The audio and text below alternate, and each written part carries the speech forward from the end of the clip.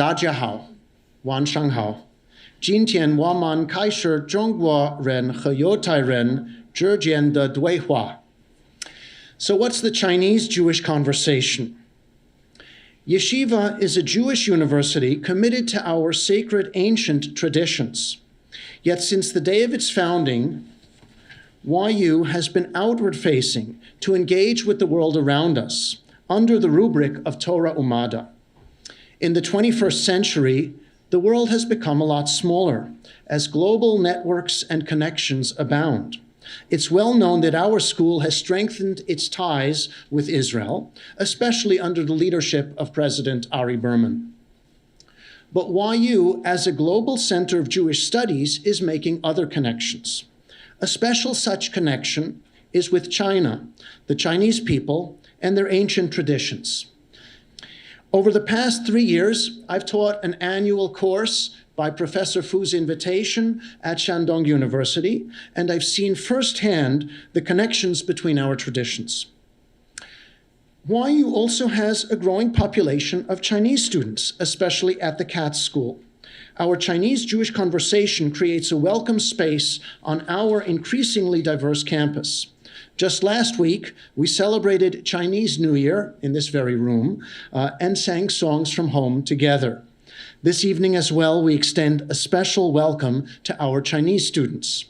非常欢迎亲爱的中国学生们，很高兴你们参加我们的会议。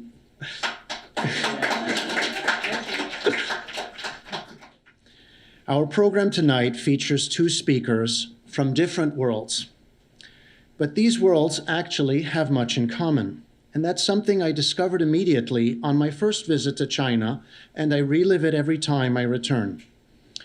Americans often do feel out of their element and a little bit foreign in China.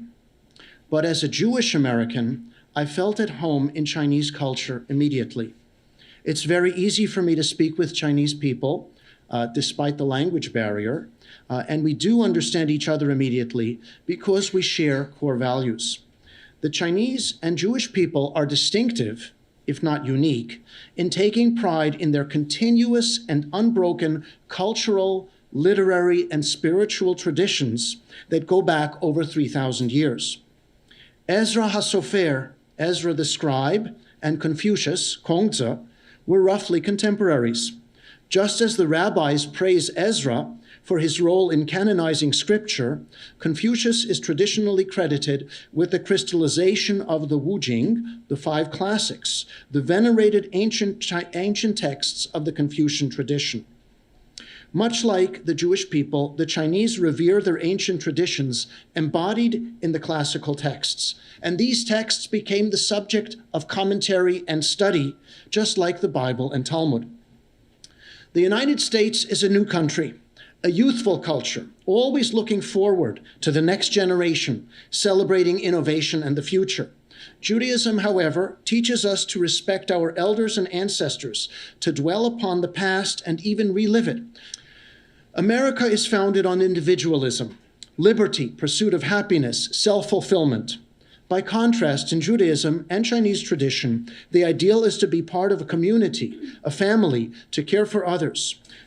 By way of introducing our speakers this evening, I'd like to focus on another commonality between our traditions, the pride we take in our ancient history and the role it plays in our respective cultures. When we study our ancient texts, we take a literary path to connect with our heritage. In China, as you will hear from Ms. Li, the ancient historian of the Han Dynasty, Sima Qian, who lived in the 2nd century BCE, codified a history of ancient China.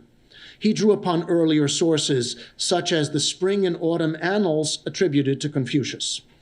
Interest in ancient China emerged strongly in the Song Dynasty in the 11th century. As Ms. Li will discuss, Chinese history in China was not a disinterested or neutral discipline.